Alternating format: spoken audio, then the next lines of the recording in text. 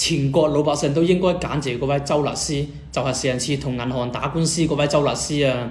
佢爭起來嘅陽光照射到每一個人身上，我再次向你致敬，兄弟們啊！你去銀行攞錢，終於冇使再被盤問你攞錢到底係咩用㗎？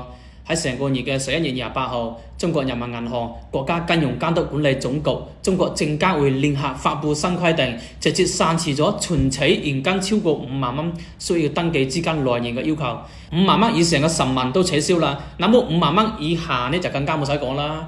去銀行攞錢，銀行冇會再一刀切嘅實名所有資金來源同埋用途，而係根據你嘅風險狀況來決定要唔要多問幾句。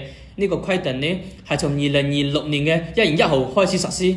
講實話，去銀行攞錢呢，老百姓都冇想好似犯人一樣俾盤問，係我自己個錢，我想攞來做乜嘢就做乜嘢，我點解要講俾人哋聽呢？銀行嘅櫃員呢，冇事就揾事理去盤問。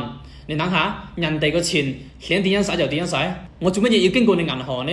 但係之前規矩就係規矩，冇得冇問嘅，咁呢就讓雙方都好痛苦。而家呢直接刪除咗登記資金來源呢一條規定，將老百姓嘅存取自由呢就還俾老百姓，讓銀行呢就真正回歸。銀行嘅櫃員呢就負責處理好櫃面嘅業務，所有都回歸到現位。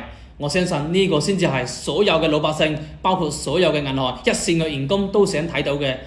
亦都好感謝嗰位律師推動咗儲戶同埋工作人員業務嘅更加便捷嘅一大步。喺呢度呢，我再次提醒大家，之前嘅各種實名呢，只要係為咗防止大家都被騙上當，銀行對低風險嘅客戶呢，不再係進行存取實名之後，肯定會有詐騙分子利用呢一點規定呢，有利有弊㗎啦，你明白嘅。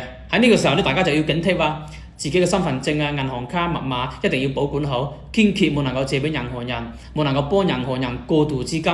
對待自己嘅錢，任何事都要保持一絲懷疑。畢竟而家賺錢乜人都冇容易啊！一旦被騙走呢，大概你都係追冇回來㗎啦。